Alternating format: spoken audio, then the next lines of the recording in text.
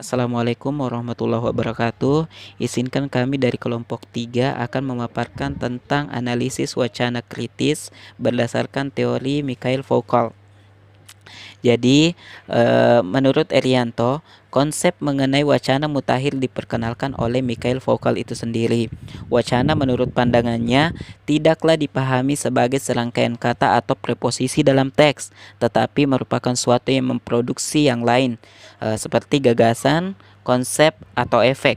Wacana dapat dideteksi karena secara sistematis suatu ide, opini, konsep, dan pandangan hidup dibentuk dalam suatu konteks tertentu sehingga memengaruhi cara berpikir dan bertindak sesuatu. Itu wacana menurut Foucault. Yang menarik dari teori Foucault ini adalah tesisnya mengenai hubungan antara pengetahuan dan kekuasaan. Jadi Foucault dia mendefinisikan kuasa tidak agak berbeda dengan beberapa ahli lain. Jadi, kuasa oleh Foucault tidak dimaknai dalam term atau kepemilikan, di mana seseorang mempunyai sumber kekuasaan tertentu. Kuasa menurutnya atau menurut Foucault ini tidak dimiliki tetapi dipraktikkan dalam suatu ruang lingkup di mana ada banyak posisi yang secara strategis berkaitan satu sama lain.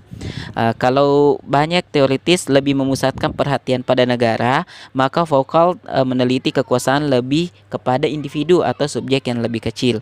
Menurut Foucault adalah strategi kuasa berlangsung di mana-mana, di mana saja terdapat susunan aturan-aturan sistem-sistem regulasi, di mana saja ada manusia yang mempunyai hubungan tertentu satu sama lain dengan dunia, di situ kuasa sedang bekerja. Itu menurut Foucault. Kuasa tidak datang dari luar tetapi menentukan susunan aturan-aturan dan hubungan-hubungan itu dari dalam. Contohnya itu disebutkan hubungan-hubungan sosial ekonomi, menyangkut keluarga, seksualitas, media komunikasi, kesehatan, dan lain-lain. Jadi setiap masyarakat itu mengenal beberapa strategi kuasa yang menyangkut kebenaran. Jadi seperti itu. Selanjutnya bagi Foucault ini, kekuasaan selalu terakumulasikan lewat pengetahuan dan pengetahuan selalu punya efek kuasa. Jadi hampir tidak mungkin kekuasaan tanpa ditopang oleh suatu ekonomik politik kebenaran. Pengetahuan tidak merupakan pengungkapan samar-samar dari relasi kuasa, tetapi pengetahuan berada di dalam relasi-relasi kuasa itu sendiri.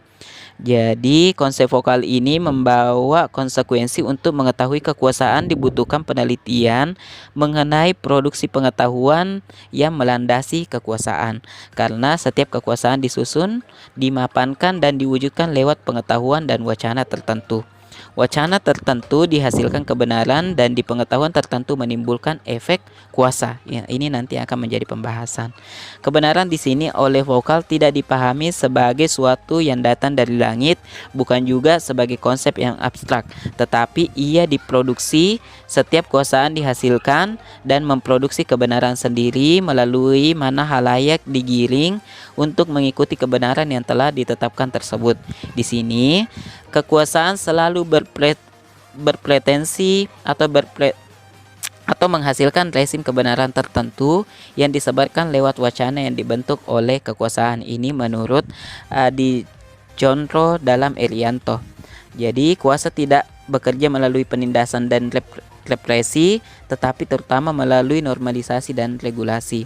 Foucault menolak pandangan yang menyatakan kekuasaan sebagai subjek yang berkuasa saja. Itu misalnya raja, negara, pemerintah, ayah, dan laki-laki. Dan subjek yang dianggap melarang, membatasi, dan menindas. Menurut Foucault, kuasa tidak bersifat subjektif seperti itu. Kuasa tidak bekerja dengan cara negatif dan represif, melainkan dengan cara positif dan produktif. Kuasa memproduksi realitas, memproduksi ruang lingkup objek-objek, dan ritus-ritus kebenaran. Strategi kuasa tidak bekerja melalui penindasan, melainkan melalui normalisasi dan regulasi, seperti itu. Kekuasaan dalam pandangan Foucault disalurkan melalui hubungan sosial, di mana memproduksi bentuk kategorisasi perilaku sebagai baik atau buruk, sebagai bentuk pengendalian perilaku. Relasi sosial itulah yang memproduksi bentuk subjektivitas dan perilaku lebih dari cara sederhana digambarkan dalam bentuk restriksi. Nah, jadi halayak ditundukkan bukan dengan cara kontrol yang bersifat langsung dan fisik, tetapi dalam wacana dan mekanisme. Jadi itulah yang akan menjadi pembahasan melalui wacana. Jadi individu bukan hanya mendefinisikan, tetapi juga dibentuk, dikontrol, dan didisiplinkan. Misalnya pembagian kerja dalam rumah tangga, wacana berkembang menyatakan laki-laki yang bekerja di luar rumah yang menghidupi keluarganya, sementara wanita berada dalam rumah mengurusi rumah tangga dan merawat anak-anak. Definisi pembagian kerja wanita dan laki-laki ini membentuk individu sebagaimana seharusnya laki-laki yang baik itu dan bagaimana pula wanita yang baik. Keberhasilan laki-laki kalau ia bisa menghidupi keluarganya, dan akan dianggap gagal kalau ekonomi rumah tangga kacau. Hal yang sebaliknya dikenakan pada wanita. Kalau ada wanita yang bekerja apalagi malam hari, akan dianggap buruk menelantarkan anak-anak, sehingga kalau karena pekerjaannya itu anak-anak menjadi tidak terurus dan nakal, maka inilah yang disalahkan adalah wanita karena ia memang yang bertugas mendidik anak-anak.